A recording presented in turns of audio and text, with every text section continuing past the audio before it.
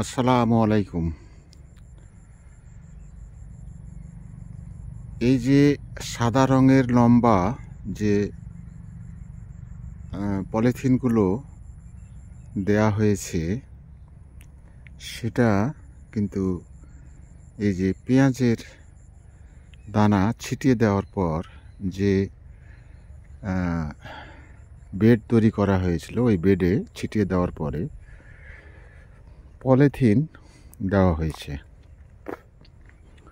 Polythene দেয়াটা এখন একটু নতুন মনে হলেও এটা কিন্তু জায়গায় জায়গায় প্রমাণিত হয়েছে যে ইতিপূর্বে মানুষ যে ব্যবহার করত এক ধরনের ধানের খড় বা কাঁড়ি বা পাটের পাটখড়ি দিয়ে এটাকে ঢেকে দেওয়া হতো।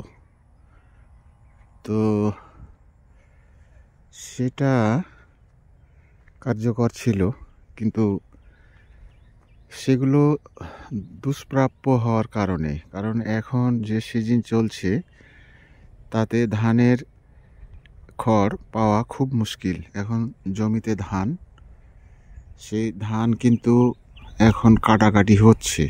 এই যে জমিতে ধান, সেই ধান কাটাকাটি চলছে, কিন্তু তার ইটা পাওয়া খুব মুশকিল, এই খড়টা পাওয়া মুশকিল এবং খুবই দাম দিয়েও এটা কিন্তু ম্যানেজ করা যাচ্ছে না। সেই কারণে অভিনব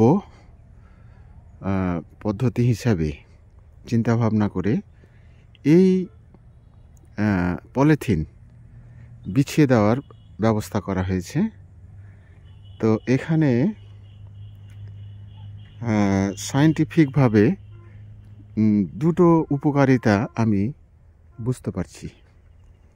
তার একটি হলো যে মাটির যে পানি ধারণ ক্ষমতা যদি খোলা থাকে তাহলে পানিটা উড়ে যায়। আর ঢাকা থাকার কারণে এই যে দেখুন, ফোঁটা হয়ে পানি জমা হয়ে আছে। এখন সকালবেলা 8:30 বাজে। তো এই যে পানির ধরে রেখেছে, এগুলো উপরে আসছে আবার নিচে নেমে যাচ্ছে। ক্রমাগতভাবে পানির যে চাহিদা সেটা ওখান থেকেই পূরণ হচ্ছে। আর যদি এই মালচিং বা এই পাতলা পলিথিন ব্যবহার করা না হতো, তাহলে পানিটা কিন্তু বাতাসের সঙ্গে মিশে যেত, কিন্তু না, মিশে যেতে পারছে না। এই যে দেখুন, ফোঁটায় পানি নিচে জমা হয়ে আছে, ওটা আবার নিচে চলে যাচ্ছে। তাতে হচ্ছে কি যে হরদম এই সেচন ব্যবস্থাটা ঠিক থাকছে। তো এটা হলো একটা দিক। আর একটা দিক হচ্ছে যে আপনারা জানেন যে মাঠে বীজ ছিটাইলে সেখানে যে প্রচুর পাখি, এই পাখিরা এটা নষ্ট করে। কি করে? তাদের তো খাওয়া প্রয়োজন, এই জন্য পা দিয়ে হাঁচড়িয়ে তারা করে কি, বীজগুলোকে খেয়ে ফেলে।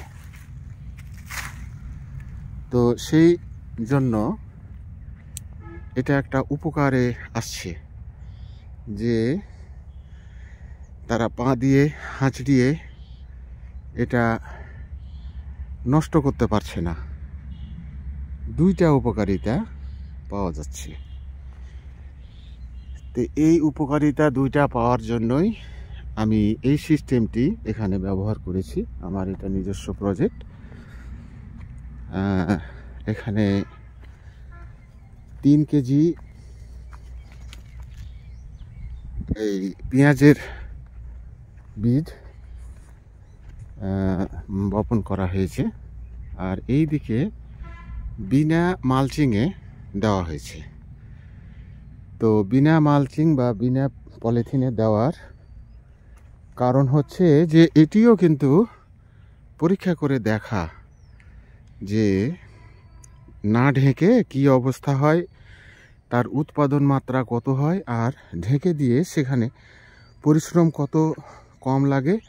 এই যে এগুলো ঢাকা হয়নি, এই জন্য এখানে কিন্তু পানি দেওয়া প্রয়োজন আছে, আর ওগুলো ঢেকে দেওয়া হয়েছে, এই জন্য এর সামনে 8 দিন পানি দেওয়ার কোনো প্রয়োজন নেই।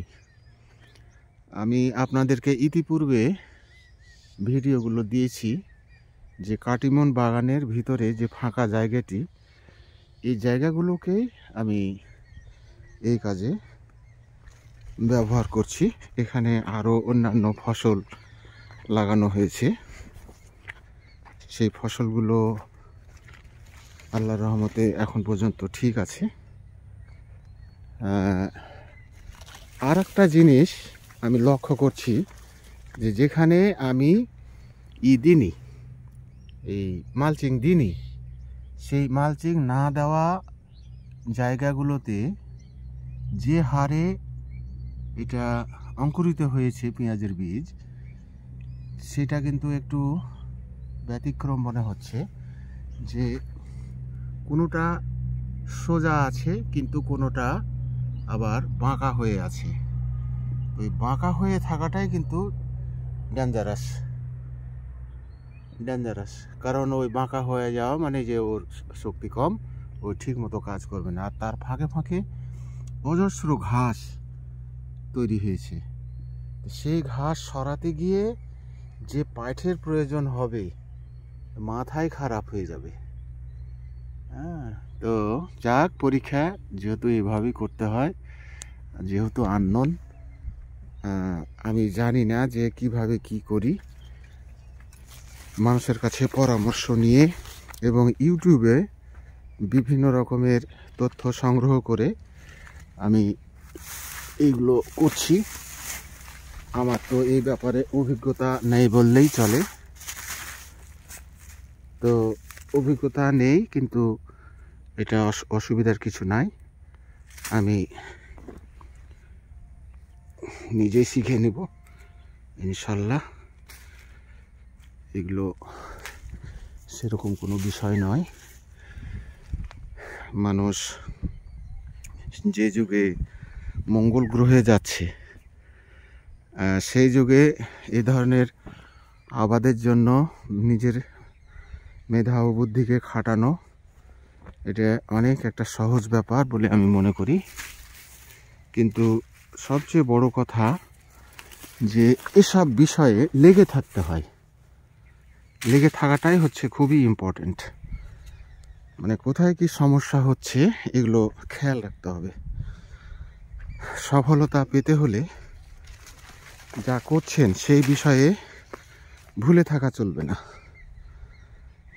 চলবে না, ওটার কখন কি দরকার, কি করা প্রয়োজন, সার্বক্ষণিক খেয়াল রাখতে হবে।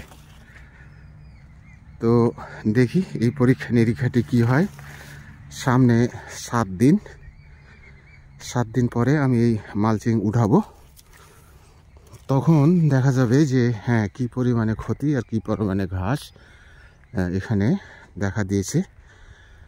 আর চারিদিকে তো পাখির কথা বুঝতেই পারছেন, তো সেই পাখিরা কি পরিমাণে এই জায়গায় ক্ষতি করলো আর অন্যান্য জায়গায় ক্ষতি করলো কি। তো আমি যেহেতু রেকর্ড রাখছি যে হ্যাঁ এটির অবস্থা কেমন এবং ওইটির অবস্থা কেমন। এটি 6 দিন হলো আগে ছিটিয়ে দেওয়া হয়েছে, আর ওইটা গতকালকে ছিটিয়ে দিয়ে মালচিং দেওয়া হয়েছে। তো এগুলো আমি রেকর্ড রাখছি যে কি ধরনের কি হতে যাচ্ছে। এখানে মালচিং দেওয়া হয়নি, তো না দিয়ে কি ধরনের কি, তবে আমি প্রমাণ এখনই পাচ্ছি যে অনেক ঘাস তৈরি হয়ে গেছে। এখন এই ঘাস সরানো একটা কঠিন ব্যাপার বলে মনে হয়। আর ওখানে যদি আমি দেখি যে না ঘাস পরিমাণে কম কিংবা ঘাস নাই, তাহলে তো বুঝতেই পারছেন যে একটা বিরাট সুবিধা আমি পেয়ে যাব। তো এই পর্যন্তই। আপনারা আজকে এই পর্যন্ত জানলেন। আগামীতে আমি এই পেঁয়াজ চাষের যে তৈরি করা কি বলে চারা তৈরি করা বা পুল তৈরি করা যে সহজ পদ্ধতি, সেই পদ্ধতিটি নিজে করছি এবং তার আপগ্রেড আপনাদেরকে আগামীতে ইনশাল্লাহ আমি জানাবো। সবাই ভালো থাকবেন। আল্লাহ হাফিজ।